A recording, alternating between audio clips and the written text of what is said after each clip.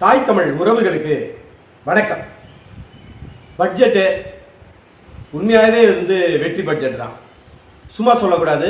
தமிழக வெற்றி கழகத்தினுடைய வெற்றி பட்ஜெட்டா அப்படின்னு நமக்கு தெரியாது. ஆனால் தமிழ் தேசியம் பேசுகிற நாம் தமிழர் கட்சி, அந்த நாம் தமிழர் கட்சியுடைய செயல்பாட்டு வரைவுக்கு கிடைத்த வெற்றி அப்படின்னு வேணா சொல்லலாம். இதுல ரொம்ப முக்கியமா நம்ம பெரிய பொருளாதார மேதை இல்லை, அப்படி இத்தனை கோடி பற்றாக்குறை அத்தனை கோடி இதெல்லாம் நமக்கு தெரியாதுங்க. ஆனா பட்ஜெட் ஒரு மனசுக்கு நிறைவா இருக்கு.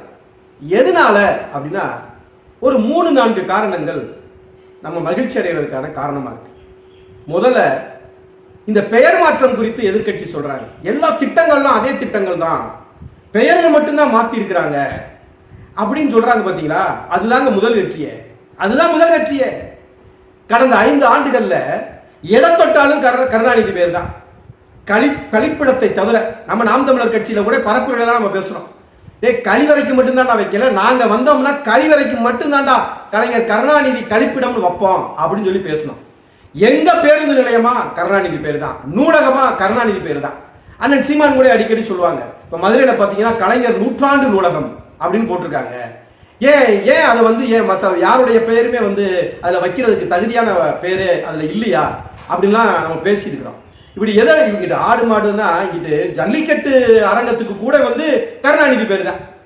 இப்படி எங்க பார்த்தாலும் கருணாநிதி பெயரை சூட்டுனதை கடந்த 5 ஆண்டுகளா நாம் தமிழர் கட்சி அதை ரொம்ப வலியுறுத்தி நாம் தமிழர் கட்சியுடைய பிள்ளைகள் தங்களுடைய பரப்புரையிலையும் சரி, தங்களுடைய பரப்புரைகளையும் சரி, கொள்கை விளக்க பொதுக்கூட்டங்களையும் சரி, எல்லா இடங்கள்லையுமே அதை பேசுனதை நம்ம பார்த்துருப்போம். அப்ப இன்னைக்கு எதிர்கட்சியாக இருக்கக்கூடிய திமுகவுக்கு வேணா பெயர் மாற்ற அளவுல தான் இது இருக்குது அப்படின்னு பேசலாமே தவிர, நம்ம என்ன சொல்றோம், அதுவே ஒரு சரியானது தானே. நீ செஞ்ச எல்லாத்தையும் எடுக்கலையே, எது சரியில்லையோ அதை எடுக்கிறான். ஊழலே எடுக்கிறான், மற்றதை எடுக்கிறான். ஆனா எது சரியோ அதை சரின்னு சொல்லிட்டு அந்த சரியில எது தவறா இருக்குதோ அதை எடுத்து விடுறான். அப்ப கருணாநிதி பேர் தேவையில்லை, அப்ப அதை எடுத்துடு, அவ்வளவுதான். என்ன அதுல ஒரு குறிப்பிட்ட ஒரு 50% வெற்றின்னு வச்சுக்கலாமே. ஏன்னா அவங்க எடுத்துட்டு என்ன சொல்றாங்கன்னா, அதுக்கு பதிலாக வெற்றி வீடுகள் திட்டம் அப்படின்னு வைக்கிறாங்க. எப்படியோ ஒருத்தருடைய பெயர் இல்லாம போயிடுச்சு பாருங்க, அதுவே ஒரு பாதி அளவு வெற்றி தான். இப்ப இவங்க சொல்றாங்க பெயரை மட்டும்தான் நீங்க மாத்திக்கிட்டீங்க, திட்டம்லாம் அதான். ஆனா கடந்த காலங்களை நீங்க பாருங்க, வரலாறு திமுக அதிமுக மாறி மாறி ஆண்டிருப்பான்.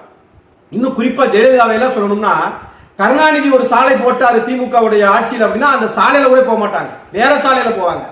அவங்க ஒரு மேம்பாலம் கட்டினாங்கன்னா அந்த மேம்பாலத்திலேயே போக வேற வழியா போவாங்க. அவர் ஒரு சட்டப்பேரவையை புதுசா கட்டினா அந்த சட்டப்பேரவை கிடையாதுன்னு ஜெயலலிதா மாதிரி வந்தவனே என்ன செய்வாங்கன்னா அதை பல்நோக்கு மருத்துவமனைன்னு மாத்திடுவாங்க. அதே மாதிரி ஜெயலலிதா காலத்தில் என்னென்ன செஞ்சாங்களோ அதை பூரா இவங்க மாத்துவாங்க.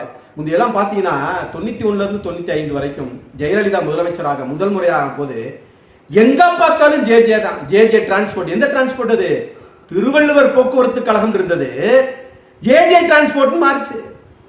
அதே மாதிரி மதுரை ரேஸ்கோர்ஸ் விளையாட்டு மைதானம், ஜெயலலிதா விளையாட்டு, எல்லாமே ஜெயலலிதா வந்தப்ப இவங்க மாத்துறாங்க. அப்ப எல்லாமே கருணாநிதி இவங்க.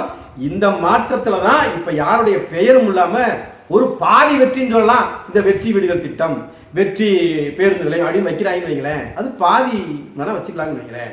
ஆனா மறுபடியும் சத்துணவுக்கு காமராஜர் பேர் வந்திருக்கு. அவர் தாங்க இதை உருவாக்குனதே. மதிய உணவு திட்டம் அப்புறம் எம்ஜிஆருடைய சத்துணவு திட்டமாச்சு. இப்படியே கடைசியில இன்னைக்கு மீண்டும் அது காமராஜர் பெயருக்கே போயிருக்குங்கிறதுமே நாம் தமிழர் கட்சி கிடைத்த வெற்றி தான். ஏன்னா எத்தனை கூட்டங்கள் அண்ணன் சீமான் பேசியிருக்காரு தெரியுமா? காமராஜர் தான் இந்த மதிய உணவு திட்டத்தை கொண்டு வந்தாரு. ஏன்னா பள்ளிக்கூடம் படிக்க போற பிள்ளைகிட்ட பள்ளிக்கூடத்துக்கு வர மாட்டியா, ஏன் வர மாட்டேன்னு கேட்டப்ப சோறு யாரு போடுவாங்கன்னு நான் போடுறேன் அப்படின்னு சொல்லி கூட்டிட்டு தன் பிள்ளைகள் பசியோட இருக்கக்கூடாது அப்படின்னு சொல்லி மதிய உணவு திட்டத்தை கொண்டு வந்தவர் காமராஜர். இன்னைக்கு அவர் பெயர் இல்லைன்னு சொல்லி அடிக்கடி பேசின அண்ணனுடைய பேச்சு இன்னைக்கு இந்த பட்ஜெட்ல வெற்றி அடைஞ்சிருக்கு. இதனாலதான் இதை வெற்றி பட்ஜெட்ங்கிறோம். அப்படிதான் ஆடு மாடுகள் வளர்த்தல் இன்னைக்கு சொல்றாங்க பாருங்க. 57 கோடி ரூபாய் ஒதுக்கீடு. எதுக்கு? 10,000 பேருக்கு, தகுதியுள்ள 10,000 பேருக்கு கறவை மாடுகள் வந்துருச்சா? இது நாம் தமிழர் கட்சியுடைய செயல்பாட்டு வரைவு. நாம் தமிழர் கட்சியுடைய செயல்பாட்டு வரைவை இனி யாரும் தவிர்க்க முடியாது. அண்ணன் அடிக்கடி சொல்லுவாரு, நீ என்னை தவிர்க்கலாம், ஆனால் என்னுடைய அரசியலை தவிர்க்கவே முடியாது. தற்சார்பு பொருளாதாரம் இன்னைக்கு பாதி 10,000 பேருக்கு 57 கோடியில கறவை மாடு கொடுக்கிற பாதி அதுக்குள்ள தற்சார்பு பொருளாதாரம் இருக்கு. நிலமும் வளமும் சார்ந்த தொழிற்சாலை போடு, அந்த இடத்துல ஒரு ஒரு ஒரு ஒரு ஆவின் மாதிரி ஒரு பால் பண்ணையை போடு. மோர், தயிர், வெண்ணெய், நெய் எல்லாம் இறக்குமதி ஆகிட்டு இருந்த பொருள் எல்லாம் ஏற்றுமதி பண்ண, வெளிநாடுகளுக்கு ஏற்றுமதி பண்ண, தற்சார்பு பொருளாதாரம். பாதி வந்துட்ட, இன்னொரு பாதி வா, உன்னை வர வைக்கும் நாம் தமிழர். அதே போல 5 ஆடுகள் 10,000 பேருக்கு ஆடு கொடுக்கிற திட்டம், அதுக்கு மட்டும் 110 கோடி. அப்ப இதுவெல்லாம் எதை காட்டுது? நாம் தமிழர் கட்சியினுடைய செயல்பாட்டு வரைவை காட்டுது. இந்த வெற்றி பட்ஜெட் என்பது நாம் தமிழருக்கு கிடைத்த வெற்றி. இன்னொன்னு சொல்லுவாங்க, தமிழ் தேசியம், பாதி தமிழ் தேசியம் வென்றுச்சியா? முந்தி அப்படியே இருந்துச்சு, திராவிடமா இருந்துச்சு, முழுமையா திராவிடமா இருந்துச்சு. இன்னைக்கு என்ன? பாதி திராவிடம், பாதி தமிழ் தேசியம் ஆயிருச்சு. பாதி வெற்றி. இந்த தேர்தலில் கூட பாரு, சாதி இல்ல, மதம் இல்ல, பணம் இல்ல, இலவசம் இல்ல, முடிஞ்சா. இதுவும் நாம் தமிழருடைய தத்துவம், கோட்பாடு தான். என்றைக்குமே நீர்வழி சாலைகளை எந்த விதத்திலும் கெடுத்துடக்கூடாது. நாம் தமிழர் வந்தா சரி பண்ணுவோம். இன்னைக்கு கூவம் அடையாறு சரி பண்ண வந்துட்ட, நாங்க வரலைனாலும் எங்கள் திட்டங்களை வர வைப்போம். நாம் தமிழர் கட்சியுடைய அரசியல் என்பது தவிர்க்க முடியாத அரசியல்.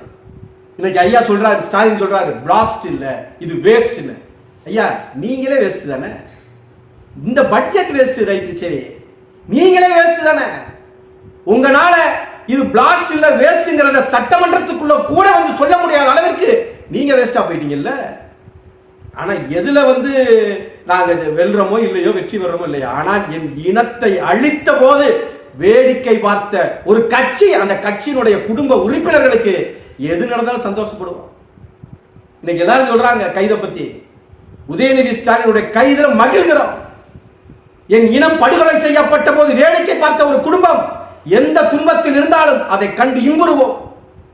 இது மற்றவர்களுக்கு கிடையாது. எந்த ஒரு மனிதனும் தனக்கு எதிரியாக இருந்தாலும் சரி, ஏன் தனக்கு துரோகியாக இருந்தாலும் சரி, அவனுடைய துன்பத்திலே இன்பம் காணுகிற ஒரு இனம் தமிழ் இனம் கிடையாது. ஆனால் என் இனம் ஈழத்திலே படுகொலை செய்யப்பட்ட போது வேடிக்கை பார்த்த குடும்பம், அதை தடுக்க தவறிய குடும்பம், 35 ஆண்டுகளாக அங்கே எத்தனை உயிர்கள், எவ்வளவு ரத்தம், அதையெல்லாம் காவு கொடுத்த, அதையெல்லாம் ஒரு பொருள்படாமல் ஆக்கிவிட்ட அந்த குடும்பத்திலே எவனுக்கு கேடு நடந்தாலும் அதை கண்டு நாங்கள் மகிழ்வோம்.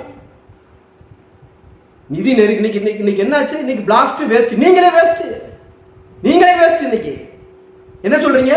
கல்விக்காக ஒதுக்கப்பட்ட, அது நாங்க பண்ண மாதிரி இல்ல, இந்த தடவை குறைஞ்சிருக்கு கல்விக்காக ஒதுக்கப்பட்ட பட்ஜெட். ஆமா, அன்பில் மகேஷ் பொய்யாமல் இருந்தாரு, அதுக்காக நீங்க ஏத்துனீங்க, அதை அவ்வளவுதானே.